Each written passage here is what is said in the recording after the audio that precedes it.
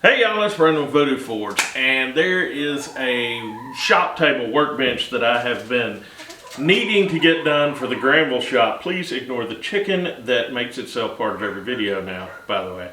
But there's a workbench for Granville that I've been needing to get done for quite some time, and I finally got enough space to get it done.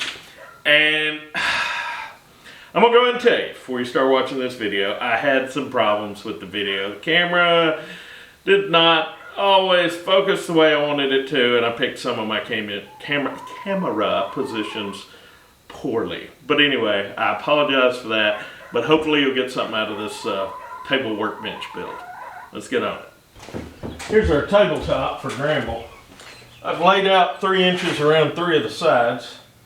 The back is actually like this side. This will be turned right side up. It's upside down right now. And the edge of the table will actually sit quite a ways, a little more than a foot from the wall to give us enough clearance for our forges.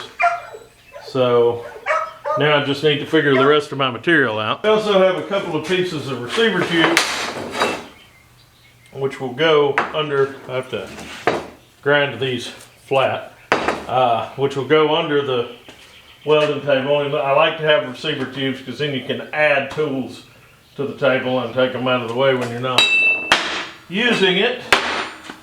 So yeah, if you can see these hieroglyphics here, but I've done a lot of mathing, and yeah, I think I got my cut list figured out here, so I guess I better start a cut. You can probably tell this material's been laying around a little while. Got all the pieces for the frame of the table cut. Just got to get them cleaned up. I also figured out I do not have to grind this lip off of these. I'm actually just going to leave them proud, leave the lip hanging off, because the hole, the pin hole, would be behind our brace if we put it all the way under there. So it's not a big deal. It'll just be just stick out a little bit.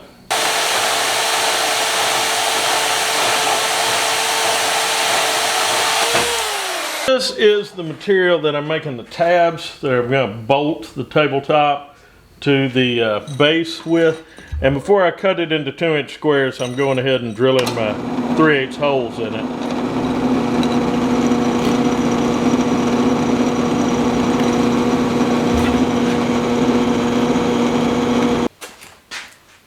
Everything's cleaned up a little bit, so this will give me a chance to get it laid out and tacked together. So I'm going to jump on that now.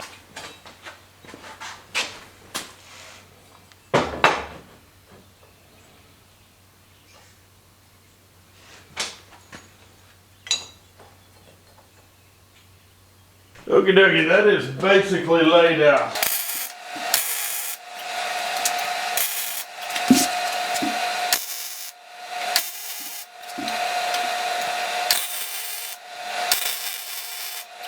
Now that everything's tack welded together and where I want it, I'm going to go through and start welding a little here, and then a little over here, and a little over there. I don't want to put too much heat in one spot because I don't want to warp it, because I want to keep it flat.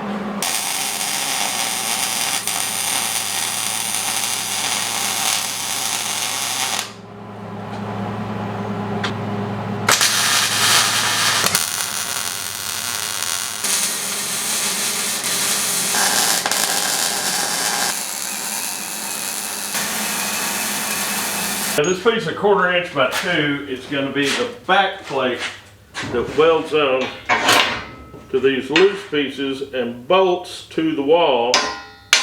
I can hit my center punch. So before I weld it on, I want to make sure that I have drilled the holes for the bolts that are going to attach it to the wall. And I always like to center punch my holes before I drill them. So we are drilling 17/64 holes, which is just a hair over 1/4, because I want to use 1/4 inch bolts. Now what the plan is, I've got these tabs, 1/4 inch by 2 inch, and I drilled holes in them. And they are going in the 4 outside corners of the framework. And then I will use transfer punch and mark the table and drill it and tap it. And that's how I'm going to attach the tabletop. I'm not going to weld the tabletop on for a couple of reasons. The first one is I've got to carry the table there to figure out the feet, because the feet have got to be cut at an angle, so that way it'll make it easier to move the table in pieces. The second reason is this might not stay there forever. You know, this is not going into my shop. This is Granville's shop, which I don't own. So they get tired of me next week, or, you know, I get run over by a train, they might decide to rearrange the shop. So we want to make it as modular as possible, so they have that possibility. So I'm going to weld these tabs in right now.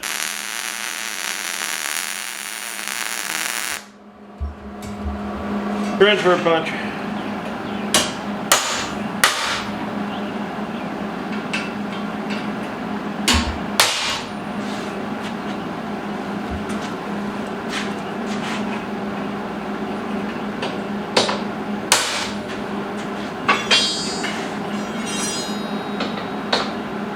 There we go. Our plate's only 1/4 inch thick, so shouldn't be that big of a deal. Not a lot of work in this. It doesn't have to be welding temperature. We're just breaking the edges right now. All we're really doing here is just in the edges, taking the corners off, putting some hammer marks out.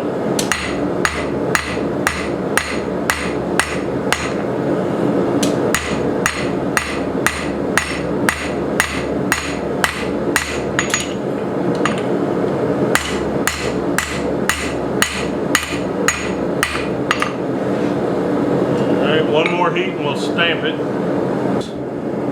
I'm using some 3/8 punches. I'm putting VDF for Voodoo Forge and then the date 2024 on here. And I get them in order and grab them with vice grips and have them setting so I can just grab them when my steel's hot and get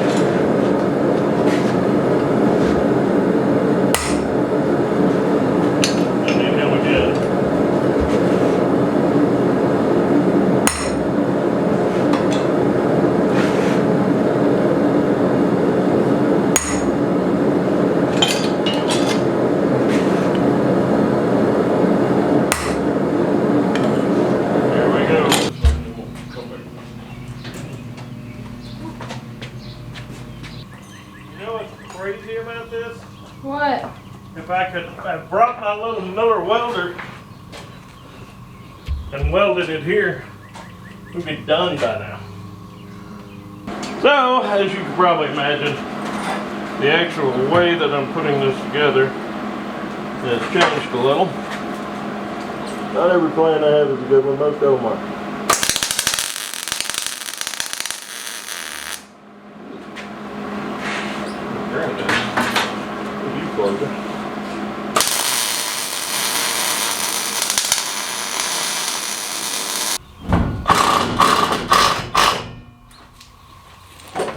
Oh, what you got?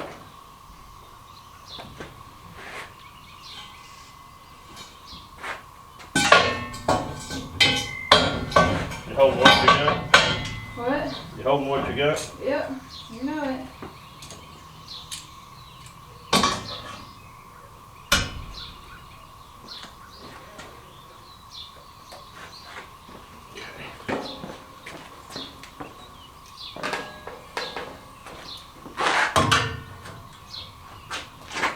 Ready to go. Up. Up. Up. Up. Up. Just a little more. Right here. It's good right there. Yeah. Okay.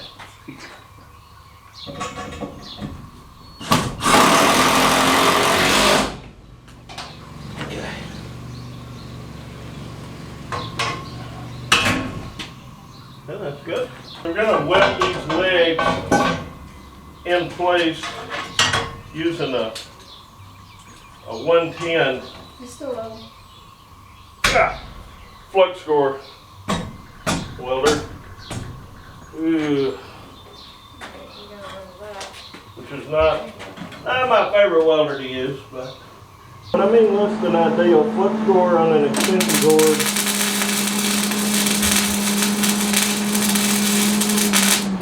Yeah. I did run a test weld on this material before we left the shop to make sure we'll get enough penetration.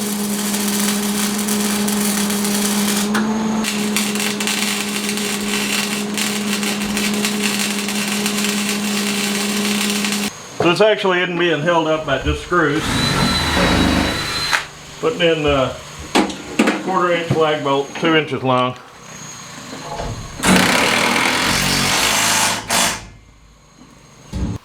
Ready?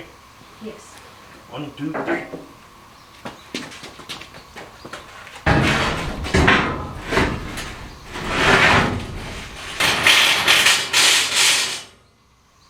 One down. No. Make sure those are lined up.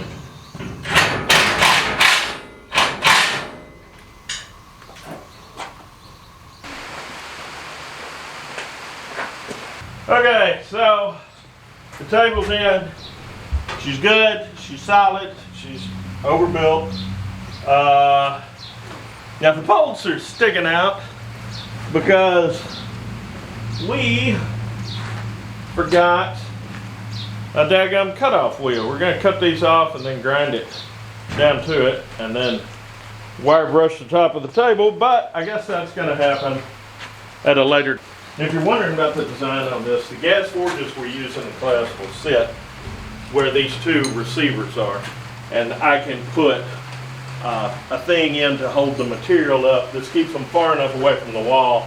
And we don't need the back half because we're not going to be putting anything back there. I may cut a piece of plywood to put back there when we're not having classes so we can store the forges back there or something. But this is just purpose built for the classes. That's also why it's got this height. This is a good height for the forges to be on, for us to put our drill press on, for anything like that that we need. So I'm back today. I cut these off with the cutoff wheel. Now I'm just gonna get them flush.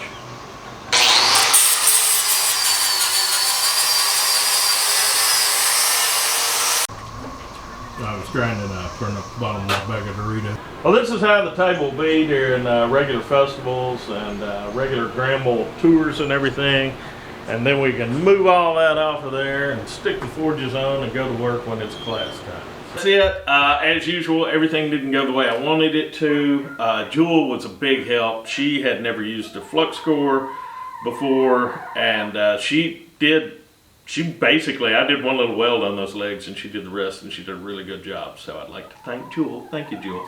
But what do y'all think about it? Do you have any questions about it? How would you have done it differently? What did you get out of it you might not have thought of? Anyway, let me know. But anyway, I hope y'all got something out of this and y'all behave yourselves.